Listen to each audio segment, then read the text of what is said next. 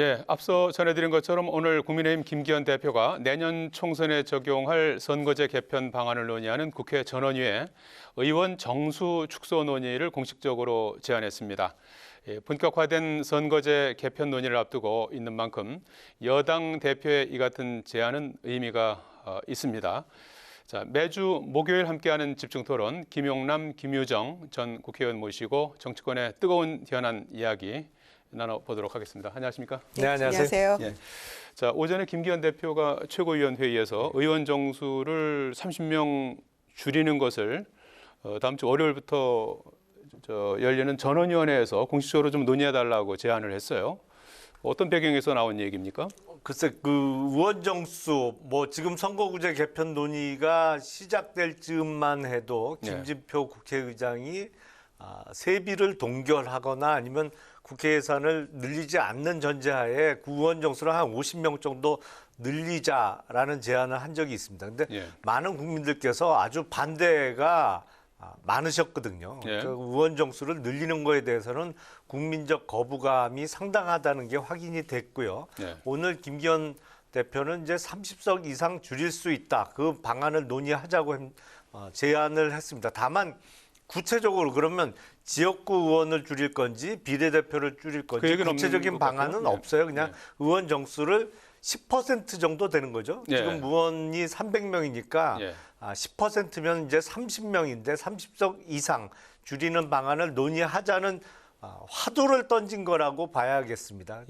이거는 좀 더 구체적인 방안을 세우거나 논의할 필요가 있다. 지금은 글쎄요, 그냥 총론적인 의미에서 의원 정수를 줄일 수 있는 논의의 시작이다 이렇게 생각이 듭니다. 거기에 조금 제가 이제 부연 설명을 하면 이제 국회의장이 50명 늘리자고 한 것이 아니고 이제 의장 산하의 자문위원회에서 이제 그 내놓은 안에 따르면 50명을 늘리는 안, 그 안이 이제 처음에 좀 그 공론화됐다가 이제 여야 합의로 다시 이제 원위치돼서 이제 300명으로 이제 하는 여야 합의로 안이 올라가 있는 그런 상황인 거죠. 그러니까 사실은 행간의 의미를 보면 김진표 의장님도 한 50명 정도 늘리는 쪽에 좀 염두를 두셨던 것 같아요. 근데 거부감이 크다 보니까 지금은 그 얘기는 완전히 없어졌고 지금 전원위원회에 회부된 3가지 안 중에 아마 3안 정도만 한 10여 명 정도 늘리는 안으로 알고 있습니다. 1안과 2안은 의원 정수를 늘리지 않고 묶어두는 안이고요. 김정 의원님. 그 3안조차도 일단 1, 2, 3안 전부 다 의원 정수 300명으로 묶어놓고 일단 출발은 하는 겁니다. 그래서 이제 워낙 그 50명 늘리는 안에 대해서 반발이 심했기 때문에 그거는 여론의 여야가 반응은 별로 안 여야가 좋았죠. 300명으로 하자 이렇게 해서 1, 2, 3안이 올라가 있는 것이고요. 그런데 이제 김기현 대표가 바로 이제 전원위원회를 목전에 두고 이런 얘기를 하시는 이유는 저는 한마디로 정리하면 국면 전환용 시선 돌리기 발언이다 이렇게 생각합니다. 왜냐하면은 민심이 아닌 당심 100%로 당선된 김기현 대표 아니겠습니까? 그리고 그 과정에서 대통령실의 어떤 노골적인 개입이랄지 여러 가지 그 논란이 있는 와중에 탄생한 당대표이기 때문에 일단 기본적으로 태생적인 한계가 있는 것이죠. 그리고 선거도 내년 선거는 대통령 얼굴을 치르는 것이다 이런 얘기를 했었기 때문에 당대표의 입지가 약할 수밖에 없는 상황에서 최고위원들이 지금 번갈아 가면서 이런 실언과 막말 속에서 지도부가 지금 출범한 지 한 달이 안 됐는데 김기현호가 한 달이 안 된 상황에서 벌써부터 흔들리고 있다는 그런 상황입니다. 그리고 이번 재보선 결과도 있고요. 그런 점에서 아마 고육지책으로 갑자기 의원 정수 줄이겠다, 이렇게 30명 줄이겠다 이렇게 말씀을 하신 것 같아요. 김기현 대표가. 그러면 시선 돌리기에는 충분하죠. 전원위원회를 앞두고. 그런 점에서. 여론에 의원수 줄이자는 거는 또 여론도 찬성하는 입장이 국민들이 있으니까요. 다 줄여라 이렇게 얘기하고 계시기 때문에 아마 그거는 그래? 라면서 반색할 수 있는 그런 안을 내놓으신 것 같고요. 다만 진정성을 보이려면 비례성 확보를 위해서, 확대를 위해서 지역구를 30석을 줄이겠다 이렇게 얘기를 하신다면 그거는 어느 정도 일말의 진정성이 느껴집니다만 이거는 개인 의견으로 봐야 될지 아니면 당론인지 예. 그것조차도 불분명하기 때문에 일단은 아이디어 차원에서 내놓은 것이다. 그러나 국면 전환용이다. 이렇게 보여집니다. 예. 어쨌든 이 문제를 포함해서 다음 주 월요일부터 열리는 전원위원회에서 아마 이 의원 정수 문제도 중요한 의제가 될 것 같아요. 당대표께서 이제 던져 놓으셨으니까. 그래서 다음 주 지난 30일에 전원위원회 구성을 한 걸 이제 1차로 해서 월요일부터 이제 2, 3, 4, 5차에 걸쳐서 의원 전체가 참여하는 전원위원회가 이제 소집이 돼 있는 상태고요. 오늘 김영주 부의장이 그 룰을 발표했어요. 그래서 이제 대강의 내용을 보면 하루에 28명씩 7분씩 이렇게 토론을 하고 여야 주요 정당 외에도 이제 원내 비교섭단체 의원들도 이제 토론에 참여하고 방식은 자유토론 방식으로 이제 토론을 한다 이렇게 돼 있는데 이렇게 되면 이제 난상 토론이 되지 않겠습니까? 의원 정수 문제도 다뤄야 되고 지역구 선거를 어떻게 할지 소선거구로 할지 중대로 할지 비례를 뭐 연동형으로 할지 병립형으로 할지 여러 가지 이제 의제들이 있는데 자 이게 그 안에서 어떻게 교집합을 찾아 나가는 과정이 될까요? 어떻게 전망하십니까? 사실은 쉽지 않겠죠. 예. 역대 총선을 보면 항상 총선이 임박해서 선거법 개정이 이루어졌습니다. 예. 지난 21대 총선을 앞두고도 역시 그랬고요. 그때는 이제 연동형 비례대표제라는 다소 생소한 제도가 도입이 됐고 그 선거법은 물론 더불어민주당하고 이제 정의당이 주도해서 통과를 시켰습니다만 예. 그 선거법 통과 이후에 속칭 비례대표 전문 정당도 출연하고 뭐 여러 가지 좀 난맥상이 있었습니다. 이번에 선거법 개정과 관련해서 전원위원회가 소집됐습니다만 1년 전에 만약에 선거법 개정에 합의를 이루어낸다면 정말 대단한 예. 성과고 역사적인 일도 기록될 것 같습니다. 예. 과연 그렇게 될까 좀 예.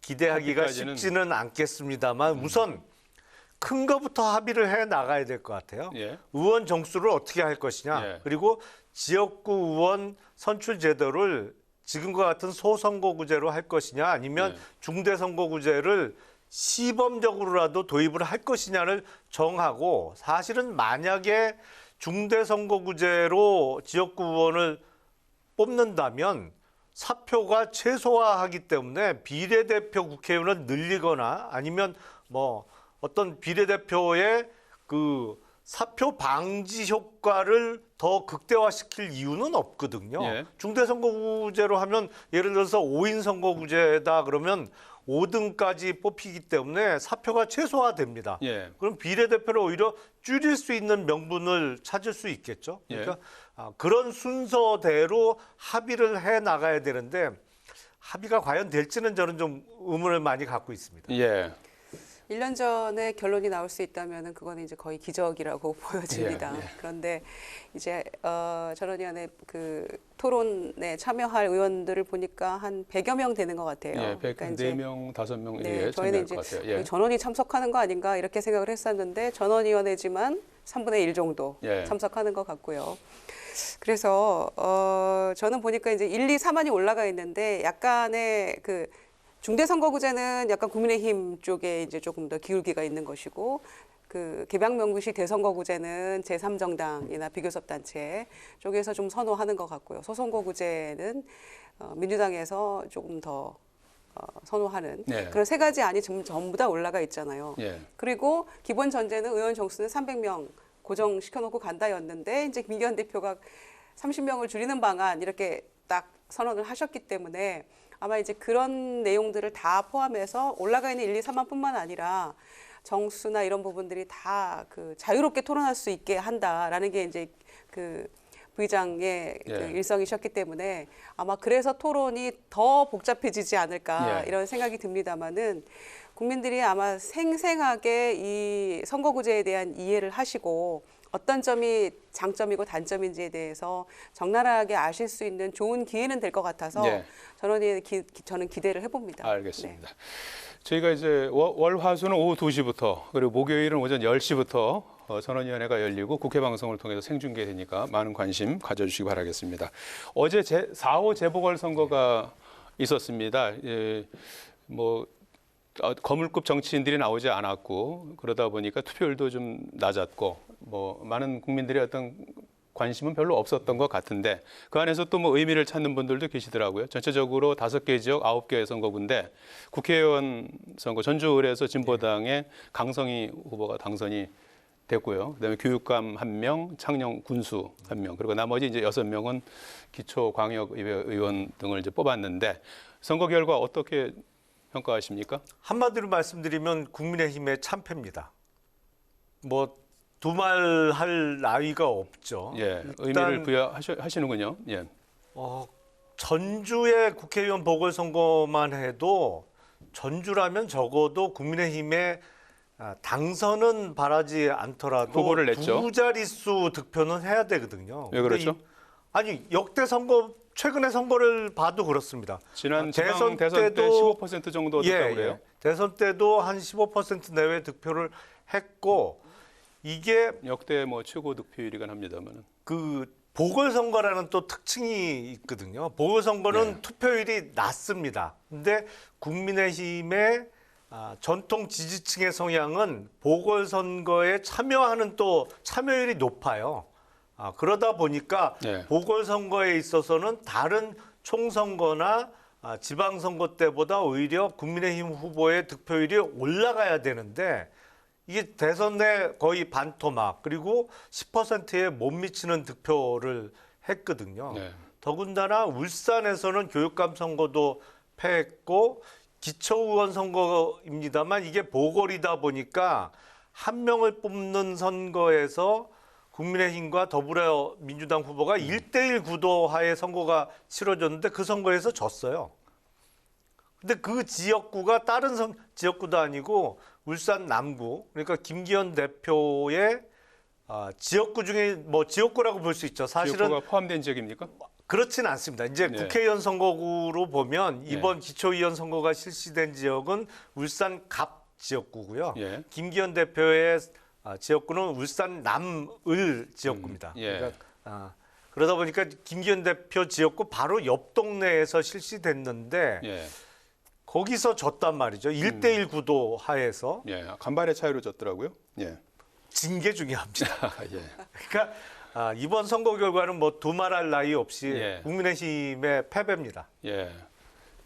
김유정 의원님. 예. 모든 선거를 결과를 두고는 민심 앞에 참 겸허해야 된다고 생각을 하는데요. 우선은 그 9개 선거가 있었는데 5대 4로 구별이 되더라고요. 보수 대 진보가. 그래서 이제 그 소위 진보 쪽에서는 이제 울산 교육감이 있을 것이고 전주시 이제 진보당이 당선이 됐으니까요. 예. 그리고 역으로 이제 저는 울산 남구에서 민주당 후보가 당선된 것, 또 군산 시의원도 이제 민주당 후보가 당선된 것, 이런 결과를 놓고 봤을 때 이 윤석열 정부에 대한 뭐 재보궐선거 가지고 모든 걸 평가할 수는 없겠습니다만은 민심 위반이 상당하구나라는 걸 느낄 수 있었고요. 예. 이제 전주가 유일하게 국회의원 지역구였기 때문에 이제 그 결과에 주목을 하게 되는데 우선은 재보선 투표율이 늘 낮은 건 사실인데 30%에도 못 미쳐서 이제 결과적으로 민주당이 원인 제공해서 생긴 그 재보궐선거이기 때문에 후보를 저희가 이제 안 냈잖아요. 예. 그래서 아무래도 관심도가 좀 떨어진 측면이 있고요. 예. 그럼에도 불구하고 무소속으로 이제 그 민주당에서 탈당을 해서 이제 출마를 했는데 이제 표가 분산된 측면이 있고요, 2명이. 예. 그런데 그래도 당선이 되는 경우가 종종 있었는데 이번에는 또 민주당에게 보내는 경고도 상당하다 이렇게 생각을 합니다. 예. 그러니까